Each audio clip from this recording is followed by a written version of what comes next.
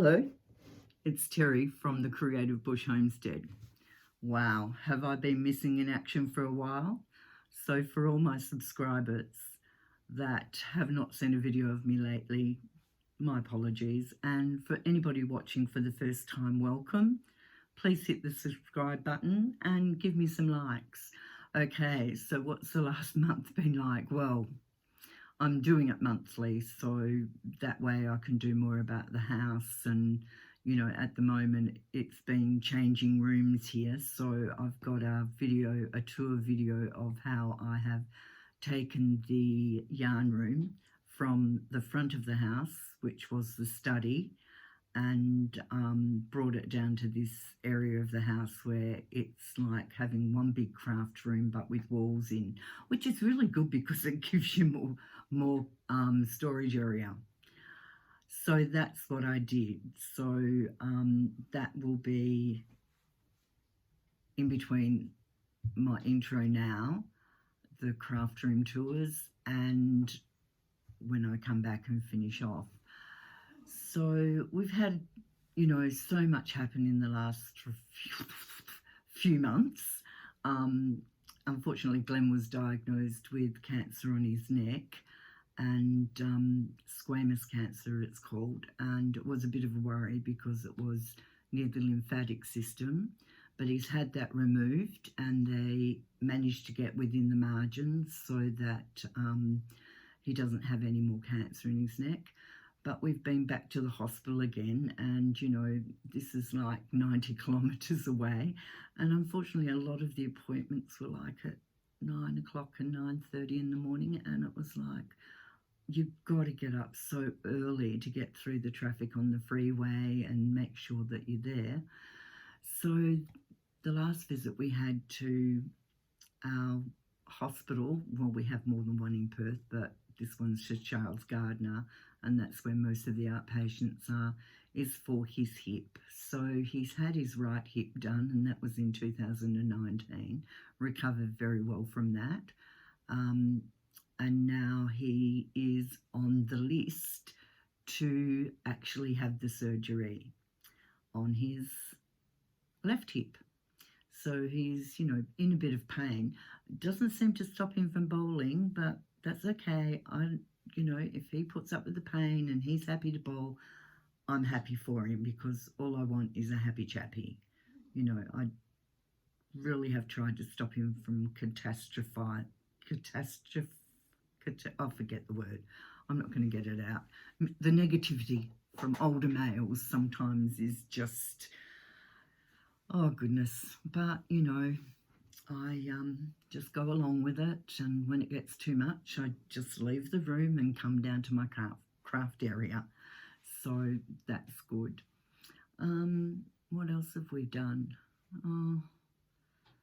Not really a lot, because some of the days have been quite hot, so there's no way Glenn will go out into the workshop that he is actually rearranging and tidying up. So maybe I started something, because I can tell you right now, if I didn't have all the tools and all the equipment that I needed up here, I would never find it in his workshop. And the funny thing is, sometimes he actually comes to me for my tools because I know exactly where to find them. Different brain sets, because I need to be organised because of my brain condition, and otherwise it's like having, well, it is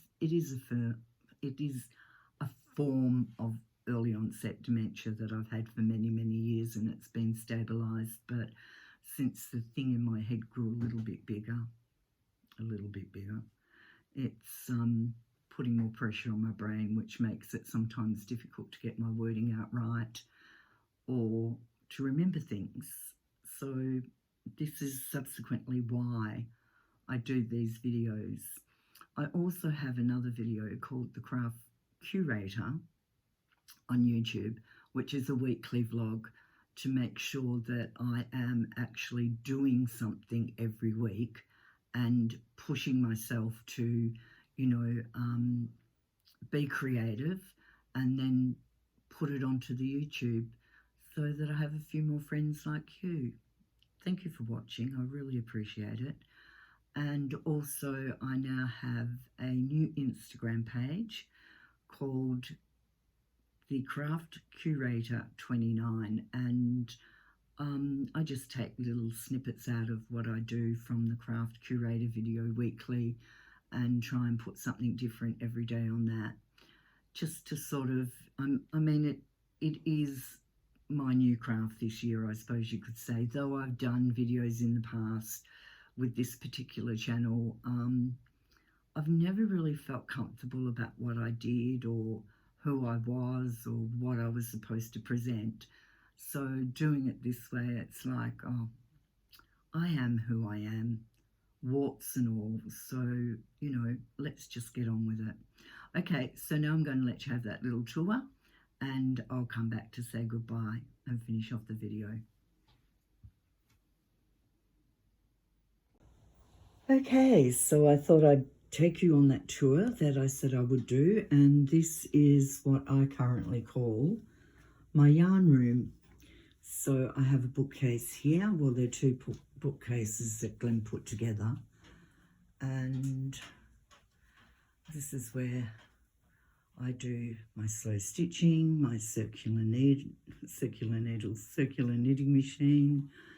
I have a lovely view out to my veggie garden and my flower garden, and then I sit here and do some crocheting or knitting, and I have trolleys in here, one for crocheting, one for knitting, and one for embroidery that has all my embroidery threads on, plus my little spinning machine.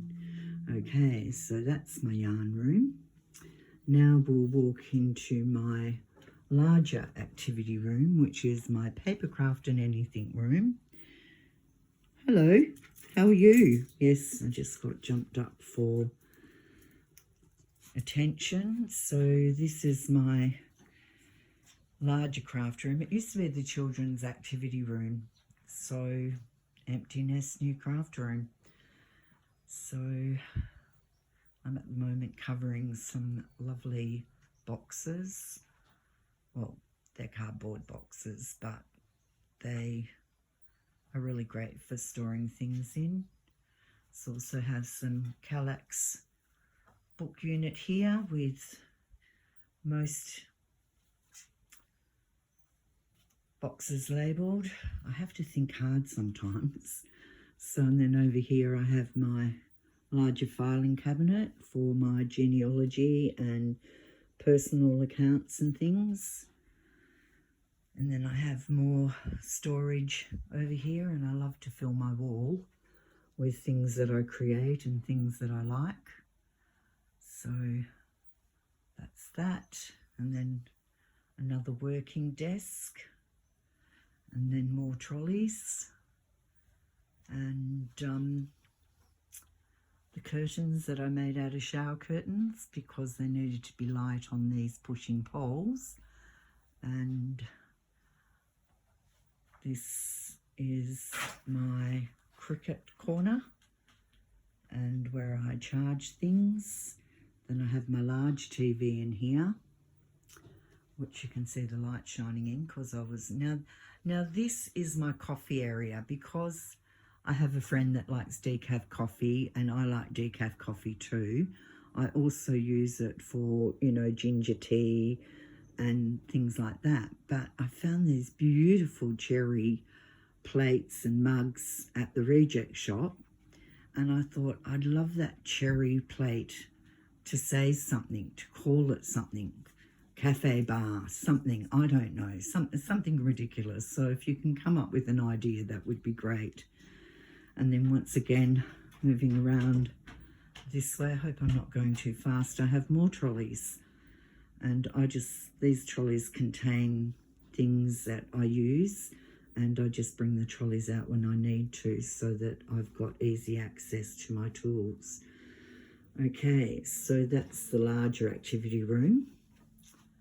And I love my turntables because I can get to things that I need and find them. They're great for storage, but We're going to do my storage ideas on another day.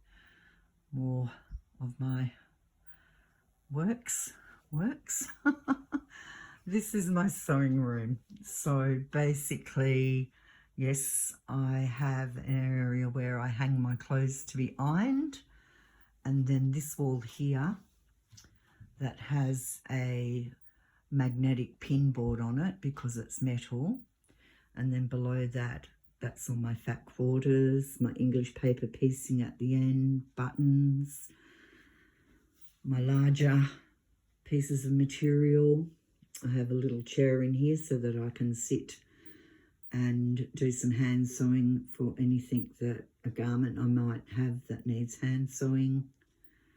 And then my sewing machines. These jars are on here because I want to use what's in this jar for, I'm sure I'll find something to put as a trim inside the box that I've just put material on. And you can see these smaller jars are on here. Now, normally they're up there in front of the larger jars of ribbons because, you know, I collect so many things. And the other day I was getting one down and Glenn happened to be behind me and I dropped it. And I mean, they don't totally fit on the shelf. I'll show you what I mean. So basically, I keep them on the shelf like this. So they don't actually totally fit on the shelf, right? So when I went to get this off, I accidentally dropped it. And luckily, it didn't break and it fell on that material is, you know, a little bit forgiving. So it didn't break, but I got told that was too dangerous. So now I'm going to look for more of these, which are plastic, which I love, and try and work out if I can make the shelf a little bit wider. And I'd like to put them in the larger plastic containers too. I have a friend that decoupages these and turns them into beautiful jars. So I might give those to her and then I'll go back to plastic and get the larger ones like this. So I'm very clumsy and glass is not a good thing for me to have. I actually had a very, very bad accident when I was a barmaid. I actually fell because there was water on the floor that the yardman didn't clean up, and I fell with glasses in my hand. I actually had 5 wine glasses in my hand and ended up with a very, very nasty cut. Nearly lost my finger. So glass probably isn't a good thing for me to be using. Okay, so I'll just walk you back through, and so as you can see, I keep a lot of hobbies on the go and I'm always doing something. At the moment, I'm a little obsessed with covering these boxes. And if you're wondering why I use these clips, they're very good for helping the glue to stay where I want it to. And don't you love this material? It's actually, believe it or not, it's from Temu. So this is where I want to do some trim, ribbon, something like that, because my measurements weren't that great, were they? Which is pretty typical. That probably needs, yeah, I just re-glued that down. But I'll show you this material because I love foxes. Absolutely. Sorry about my arm. So this is just a box that came with, I think it was a big glue gun in it. And I just couldn't resist. I had to cover it. I'll use it for maybe my slow stitching when I go away with it, or, you know. So basically it folds in like that. So that's how you close it. And then you have this beautiful box with this beautiful material from Temu. And I know you probably hear that I mention Temu quite a lot in my videos, but you know, like I said, we only have one craft store in Western Australia that I can go to. I mean, there's lots of them in different suburbs, but they're very limited in what they have and very expensive. So if I find a manufacturer that sells through Temu, I will try some of their material first, and then I'll go back to that same manufacturer and I'll buy more. And that's often what I do with a lot of things that I buy from Temu. I buy something small first, and then if I like what I've received from them, I will go back to that manufacturer again and get more things like yarn, or I mean, I've bought a lot of rubbish things. This is another box. This is a kit box that I finished the kit, but the box is fantastic, and I'm going to cover that. But I have so many fat quarters and so much yarn. That's a project for another day. Okay, so I will now do my signing off, and I hope you enjoyed this, and I'll talk to you in a minute. Bye for now. Back again. Hope you enjoyed that video. It took me quite a while after changing rooms to sort everything out, and honest to goodness, the amount of yarn I found, I could start a spotlight store. Truly, I really, really could. Not to forget the art supplies and, you know, all the different things I do in the larger craft room and my sewing room. And honestly, do I really have enough years to do this? Well, at least, you know, when it becomes my daughter's problem, having three, it's all organised and it's easy to put into boxes and distribute where it needs to be distributed, and hopefully it'll go to causes where people can't afford to have all the supplies that I have. So I'm going to finish off now because I think, you know, it's been a long enough video anyway, especially with my waffling at the beginning. But, you know, that's my life. It's interesting at times. Sometimes it's not. Okay, so keep the sun shining out of your heart. Be kind. And I hope you have a wonderful week. And I'll see you next month. Okay, bye.